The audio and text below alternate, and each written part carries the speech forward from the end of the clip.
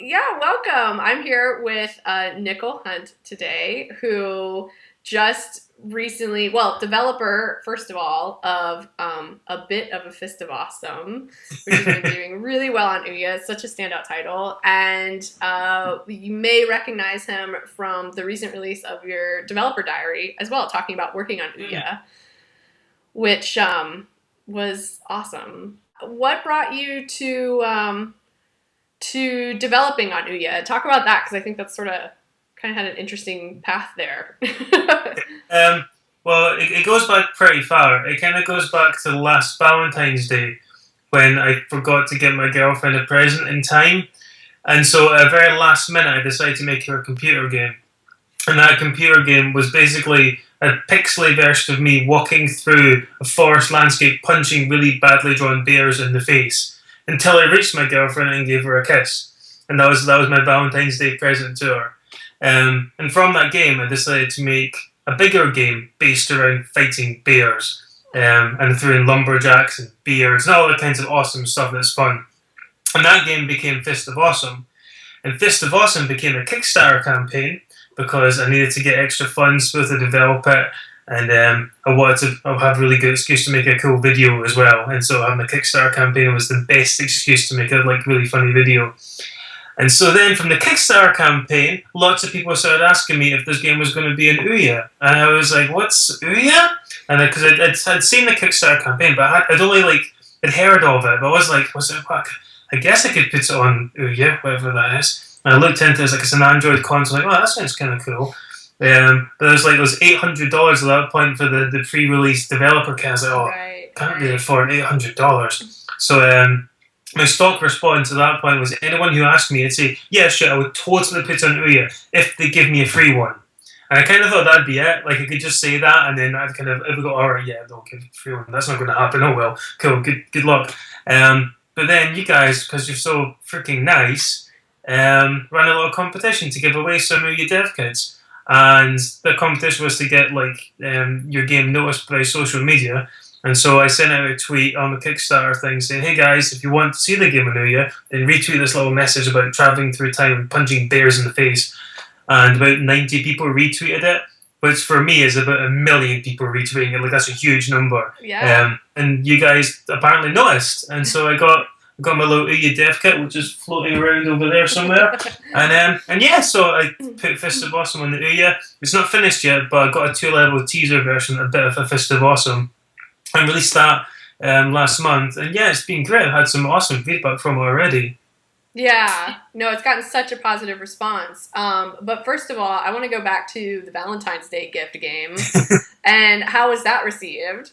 It was received incredibly well. Yeah. I made it over about 4 hours on the 13th of February 2012. And I was like, oh god, I want to make something really cool that she'll like, because I haven't got flowers or chocolate or anything that you would usually have for Valentine's Day. I was like, so I'll make a really cool game. And so I made this really big, if you think the Fist of Awesome graphics are chunky, the graphics for the Valentine's Day game are about 3 times more chunky. The entire head's only about 4 pixels high. It's ridiculous. Most of it's just beard. Oh, wow. So Fist of Awesome now, it's high definition we have. Exactly. People are saying it's so low res. I'm like, you have no idea, guys. Could be so much worse. But yeah, it was literally made over about 4 hours. I think it showed the strength of our love as well. It was all about punching bears to reach one another. Are you still together? We're getting married next year. Oh, well, super success then. Oh, and then we're actually getting married on Valentine's Day next year. So it's all come full circle. Aw. So what were you doing before then? What else? Were you working on another game when this started, Fist of Awesome, or?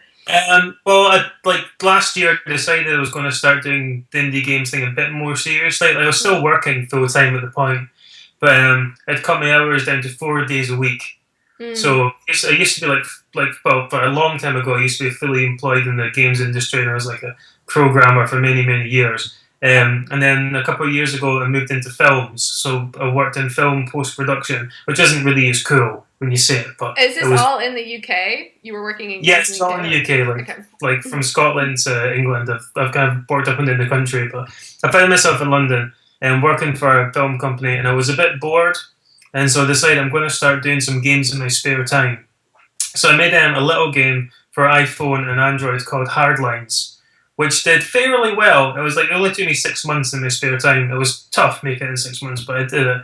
I did fairly well, and it kind of proved to me that I could make a game from beginning to end. Mm-hmm. And so then I decided I wanted to make a bigger game. I wanted to like really push myself, which I've come to regret ever since then. But in an effort to push myself, I was like trying different ideas, and then the Valentine's Day game happened, and then that's what kind of I was like, oh my god, I could make a proper big full scale bear fighting game, and I could travel through time, and they could be lumberjacks, and I just started throwing all my ideas into the pot, and I probably should have taken some out in hindsight, but I didn't. I was just like, oh, ideas, ideas.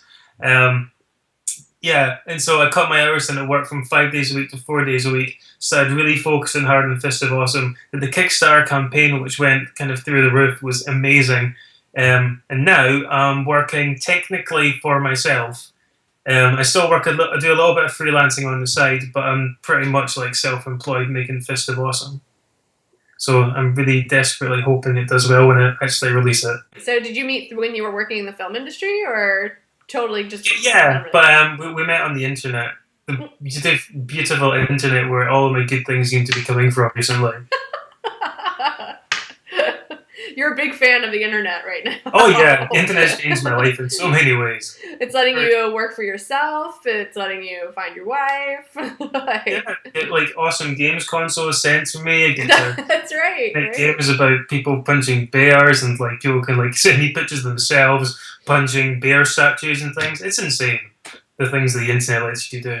What were your inspirations for Fist of Awesome? You talked about like throwing like sort of all these different ideas in, and in a way, like to me, it kind of has this almost Army of Darkness feel to it, because I feel like Army of Darkness also has that feeling where it was just like a bunch of people just like throwing all these jokes and ideas like into one movie, and that's what sort of is fun and lovable about it.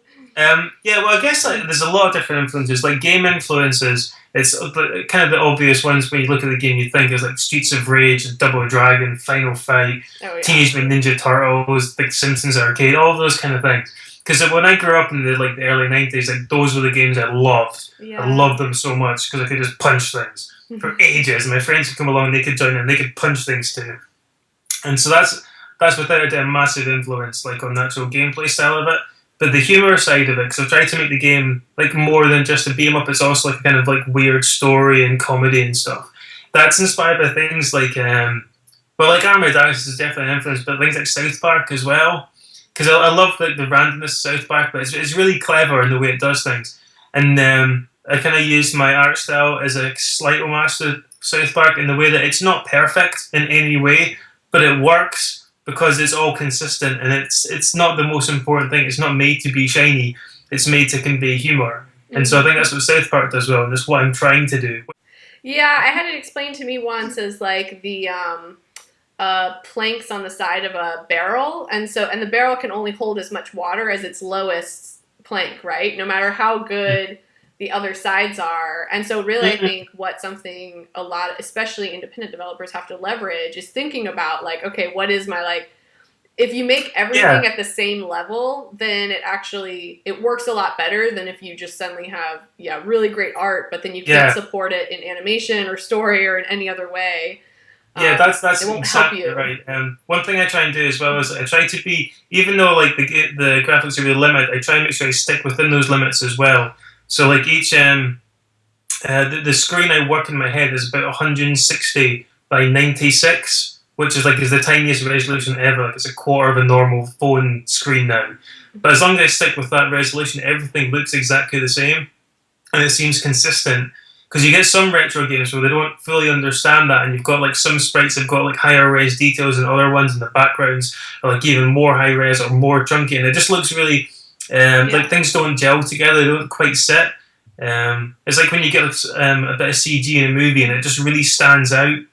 I think because I've tried to stick quite rigidly to the incredibly boxness graphics that I've got, it all fits well together. None of it seems like it's out of place.